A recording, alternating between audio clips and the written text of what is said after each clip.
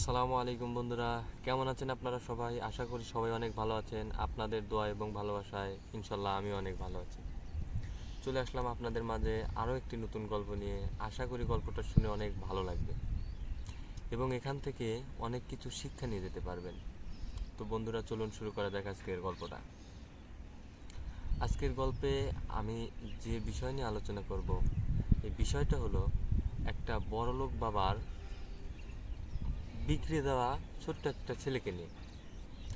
এক বড়লোক বাবার ছোট্ট একটা সন্তান ছিল। সেই সন্তানটা ছিল এমন যে সে যে খেলনা দিয়ে একবার খেলতো, ওই খেলনা আর দ্বিতীয়বার হাত দিত না। যে পোশাকটা একবার পরতো, ওই পোশাকটা আর দ্বিতীয়বার পরতো না। অর্থাৎ তার স্বভাব ছিল এরকম, সে যে জিনিসটা একবার ব্যবহার করবে, ওই জিনিসটা আর দ্বিতীয়বার ব্যবহার করবে না। তো বাবা মা তাকে অনেক বোঝানোর চেষ্টা করে, অনেক চেষ্টা করার পরেও যখন তারা সফল হতে পারে না, তখন তারা ওই ছেলেটার মামাকে ডাকে। যখন ওই ছেলেটার মামা তাদের বাসায় আসে, এসে দেখতে পারে যে তার ভাগিনা এরকম একটা পর্যায়ে চলে গেছে, তখন তার মামা অনেক কষ্ট পায় এবং তার মামা চিন্তা করে যে আমার ভাগিনাকে একটা শিক্ষা দেওয়া দরকার এবং বোঝানো দরকার যে যে কোনো জিনিস, অর্থাৎ খেলনা বা পোশাক যাই কেন না হয়, ফেলে দেওয়া জিনিসগুলোর কতটা মূল্য। তো তার ভাগিনাকে শিক্ষা দেওয়ার জন্য সে তার ভাগিনাকে সঙ্গে নিয়ে তার যে পুরাতন খেলনাগুলো আছে, পুরাতন বলতে সে যে খেলনাগুলো একবার ব্যবহার করে ফেলে দিয়েছে বা যে পোশাকগুলো একবার পরে ফেলে রেখেছে আর কখনো পরে না, সেই পোশাক এবং খেলনা নিয়ে চলে যায় তাদের বাসার পাশের এক বস্তিতে। সেখানে যাওয়ার পরে সেই মামা বস্তির কিছু ছোট ছোট বাচ্চাদের ডাকে এবং ডাকার পরে ওই বাচ্চাটার সামনেই, অর্থাৎ তার ভাগিনার সামনেই সেই ছোট ছোট বাচ্চাগুলোর মধ্যে তার একটা একটা করে খেলনা ভাগ করে দিতে থাকে এবং পোশাকগুলো ভাগ করে দিতে থাকে।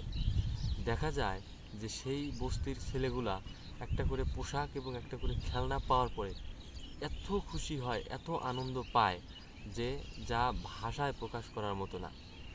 তখন ওই লোকটার ভাগিনা, অর্থাৎ সেই বড় লোক বাবার ছোট্ট ছোট্ট ছেলেটা এই দৃশ্যটা দেখে উপলব্ধি করতে পারে যে আমি প্রত্যেক দিন এত এত জিনিস পাওয়ার পরেও বাবার সাথে মার সাথে যে আচরণগুলো করি, অথচ এই বস্তির ছেলে মেয়েগুলো আমার ফেলে দেওয়া খেলনাগুলো এবং ফেলে দেওয়া পোশাকগুলো পেয়ে এতটা খুশি হয়েছে যা ভাবার মতো না। তো তখন ওই ছেলেটা বুঝতে পারে এবং তার মামাকে বলে যে মামা, আমি আপনার বিষয়টা বুঝতে পেরেছি, আপনি এখানে কেন নিয়ে এসেছেন। আমি আপনাকে কথা দিচ্ছি, আজকের পর থেকে আর কখনো বাবা মার সাথে নতুন নতুন জিনিস নেওয়ার জন্য এত বাড়াবাড়ি করব না, আপনি বাসায় চলুন।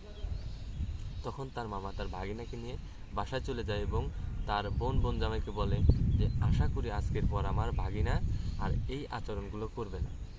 তো বন্ধুরা, আমি এই যে একটা গল্প বললাম, এই গল্পের মধ্য থেকে আমরা কি জানতে পারলাম?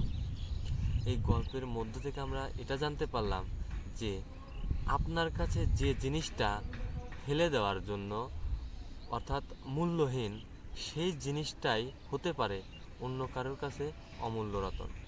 সো আমরা যে কোনো জিনিস অবশ্যই তা শেষ না হওয়া পর্যন্ত ব্যবহার করব, যেন আমরা মিতব্যয়ী হতে পারি। আশা করি গল্পটা বুঝতে পেরেছেন বন্ধুরা। ধন্যবাদ সবাইকে।